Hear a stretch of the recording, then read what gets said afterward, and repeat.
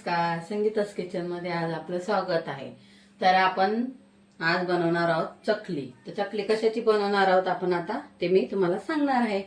आपण तुम्ही भाजणीची या पोह्यांची चकली खाल्ली असेल बरोबर। तर मैद्याची चकली तुम्ही कधी खाल्ली का? तर आज मी तुम्हाला मैद्याची चकली कशी बनवायची तो व्हिडिओ तुम्हाला मी बनवून दाखवणार आहे। आमचा व्हिडिओ तुम्हाला आवडत असेल तर नक्की माझ्या व्हिडिओला सबस्क्राइब, लाईक आणि कमेंट आणि शेअर करा।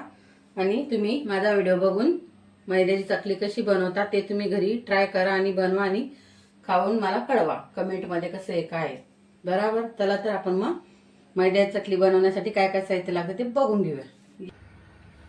बघा, हा 1 किलो मैदा आहे। हे कुकरचे डबे आहे आपले। ते कुकरमध्ये आपल्याला लावून घ्यायचे। कुकरमध्ये थोडं पाणी टाकायचे, नंतर हे डबे त्यात ठेवायचे आणि 7-8 शिट्ट्या आपल्याला कुकरमध्ये मैद्याच्या घेऊन घ्यायच्या। आणि सुकाच मैदा आपल्याला शिट्ट्या घ्यायच्या व पातळ गेतळ काही करायचं नाही, असंच आणि ठेवून द्यायचे। नंतर त्याला लागणार आहे मैद्याला मुगाची डाळ भिजवण्यासाठी।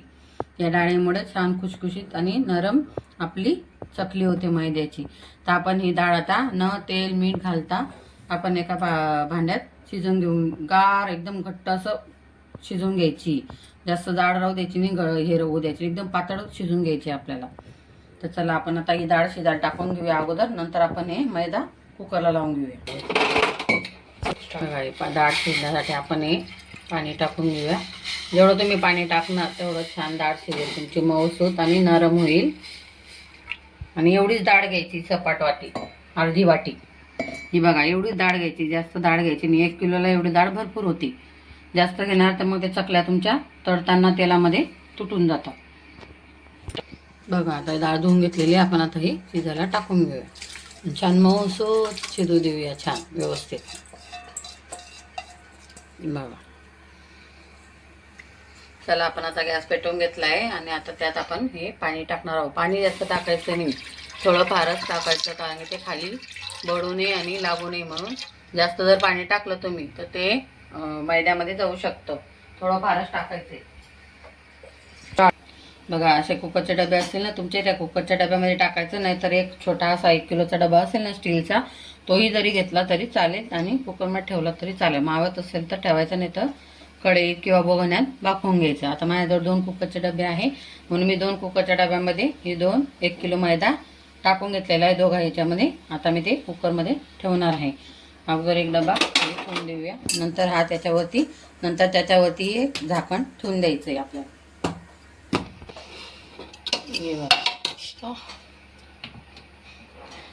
हे असे कुकरचे डबे त्याच्यावर ठेवून द्यायचे व्यवस्थित। बघा, असे ठेवून घेतले आपण सुकाच। आता त्याच्यावर हे झाकण ठेवून घेऊया टाकून, असं पॅक झाकण बसलं पाहिजे त्याच्यावरती। थोड्या वेळ वाफू द्यायचं आणि मग आपण कुकरचं झाकण लावून घेऊया आणि 7-8 शिट्ट्या होऊ द्यायच्या आणि त्यानंतर थंड होऊ द्यायचं, मग काढायचं बाहेर।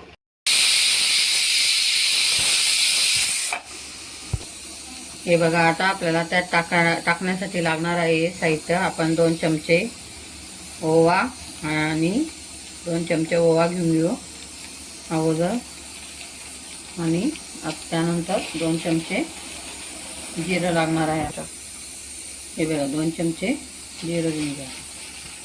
जिरं 2 चमचे घ्यायचं आहे बघा। आणि आता आपण ते खलबत्त्यात बारीक कुटून घेऊ। मी थोडं जास्त टाकते, मला जास्त आवडतं म्हणून। हे बघा, एवढंच घ्यायचंय जिरं आणि ओवा। आता आपण ते खलबत्त्यात छान बारीक कुटून घेऊया। नंतर आपला मैदा तयार झाला की आपण त्याच्यात हे मिक्स करून घेऊया। चला बघा, आपण आता झालेला आहे मैदा आपला। मी गॅस बंद केलेला आहे। आता त्याला बाहेर काढूया आणि थोडा वेळ थंड होऊ देऊया। मग थंड झाल्यानंतर आपण मैदा चाळणीने चाळूया। हे बघा, एकदा मैदा कसा झालेला आहे। हे बघा, असं काढून घ्यायचं आहे।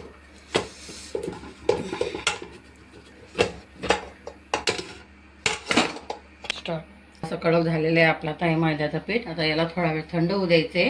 आपली डाळ पण शिजलेली आहे बघा, डाळ पण अशी शिजलेली हवी एकदम घट्ट। आणि आता हे थंड झालं की आपण मस्त चाळणीने परातमध्ये चाळून घेऊया।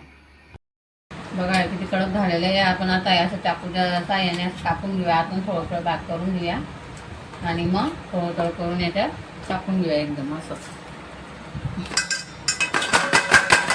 बघा किती पॅक झाले, याच्यानेच कळतंय की किती पॅक झालेलं आहे. ते घट्ट झालेलं आहे, मस्त छान वापरलेला आहे आपला मैदा. याला थोडं थोडं करून आपण असं काढून घेऊया. बघ असे की थोडे झाले पाहिजे, असे कडक झाले पाहिजे मैदा. आता या चाळणीने आपण छान चाळून घेऊया मस्त. बघा असं चाळणीने असे गोळे असे चाळणीने घासायचे मस्त छान. मैदा चाळणीने घासला की आपला मैदा हलका होऊन जातो मस्त छानपैकी. हे बघा किती छान पळतो बारीक, गिठोड्या येत नाही आणि काही नाही, मस्त छान. आणि भिजायला आणि चकल्या पाळायला खूप छान जाते ते. बघा आपला असा मैदा असं चाळून घेतला आहे. बघा किती हलका झालेला आहे छान. हे बघा खूप छान दिसतोय, असं छान चाळून घ्यायचं बारीक. आता आपण त्याच्यात हे टाकून घेणार आहे. हे बघा हे जिरं आहे बारीक कुटलेलं, 2-2.5 चमचे टाकून घेऊया मस्त छान. जिरं झालं की ओवा आहे, ओवा पण टाकून घ्यायचं आहे छान.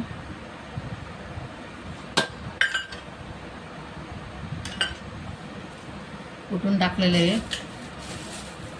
हे हिंग आहे बघा, हिंग थोडं फारच टाकायचं, चिमूट इतकं 2 चिमूट इतकं टाकायचं. हे बघा एवढंच हिंग टाकायचं आहे, एवढंच हिंग टाकायचं, जास्त नाही. म्हणजे पचायलाही छान आणि चवीलाही छान लागतं. बघा आता आपण त्यात तीळ घालूया. हे बघा अशी तीळ घालूया पूर्ण. तीळ थोडं जास्त घालायची म्हणजे चकली पण छान दिसायलाही छान दिसते आणि खायलाही छान लागते चविष्ट. हे बघा तीळ अंदाजेच घालत आहे, तीळ मोजलेली नाही आहे. आपण आता मीठ घालूया चवीनुसार. चवीनुसार मीठ घालूया. बघा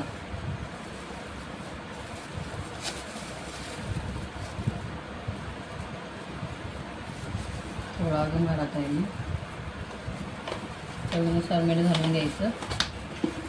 त्यात आपण आता 1 चमचा हळद घालूया आणि त्यानंतर 3 चमचे तिखट घालूया. हे बघा तिखट तुमच्या आवडीनुसार घेऊ शकता तुम्ही. माझं तिखट थोडं कमी तिखट आहे म्हणून मी 3 चमचे घालत आहे. जास्त तिखट असलं तर तुम्ही 2 चमचे घालू शकता.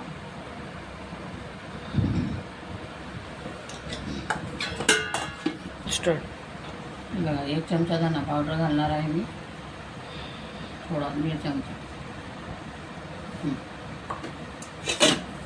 आता आपण त्यात 2-2.5 चमचे तेल घालूया अंदाजेनुसार.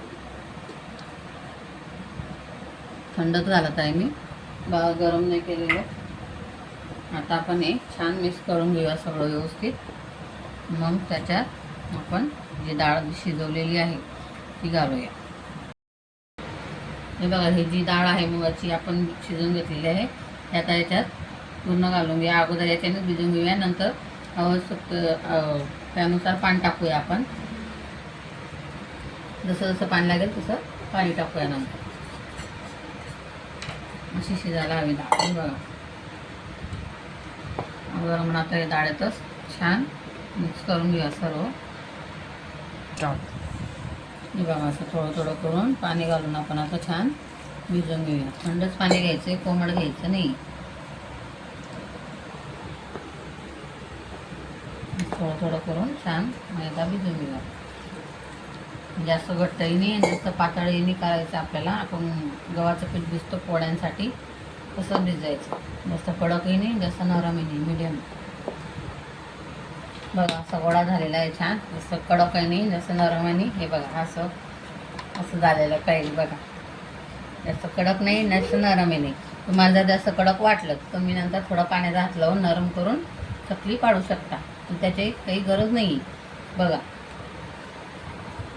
असा गोळा घ्यायचा आहे, छान हाताने करून मोडून घ्यायचं छान व्यवस्थित आणि मग साच्यात टाकायचे. आपण साच्याला अगोदर ताटलेला साच्याच्या आणि साच्याला आतून तेल लावून घेतलेलं आहे प्लेटला आणि यालाही लावून घेतले कारण की त्याला चिकटू नये म्हणून. आणि साच्यातून हे पीठ एकदम व्यवस्थित जावं म्हणून. हे बघा असं पीठ भरून घेतलेलं आहे व्यवस्थित. अजून थोडं घालूया. जेव्हा जेव्हा तुम्ही चकली पाडणार तेव्हा तेव्हा असं पीठ व्यवस्थित भरायचं. साच्याला लावून छान आता आपण चकली पाडून घेऊया.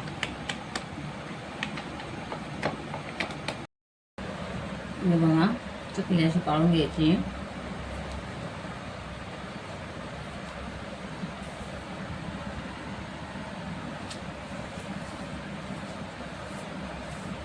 बघा किती छान काटा येत आहे चकलीला. छान अशी चकली छोट्या छोट्या पाडून घ्यायच्या आपण. हे बघा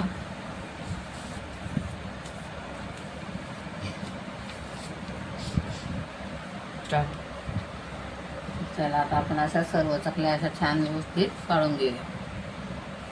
हे बघा किती छान झालेल्या आपल्या चकल्या तळत आहे. बघा दोन्ही साईड छान भाजून घ्यायची आहे. होऊ द्यायचं आहे. जास्त मोठ्या आचेवर तळायचं नाही. मोठ्या आचेवर जर तळल्या मोठ्या गॅसवर तर ते तुटू शकता आणि तेलात होऊ शकता मोकळ्या. छान छान तळता येणार नाही. सगळं तेल आत चाललं जाईल त्याच्यामध्ये. त्याच्यासाठी मध्यम आचेवरच गॅसवर तळू द्यायचं. हे बघा मी दाखवते तुम्हाला. बघा किती छान चकली झालेली आहे आपली. हे बघा आहे ना, अशी छान चकलीला कलर येतो आपला. बघून घ्या. आता आपण थोडा वेळ द्यायचे नंतर काढून घेऊया. हे बघा गाईस अशी झाली आहे आमची मैदा चकली. बघा तुम्हालाही आवडेल. तुम्हीही ट्राय करा, घरी करून बघा आणि कमेंटमध्ये कळवा. आणि आमच्या व्हिडिओला सबस्क्राईब आणि लाईक करायला विसरू नका.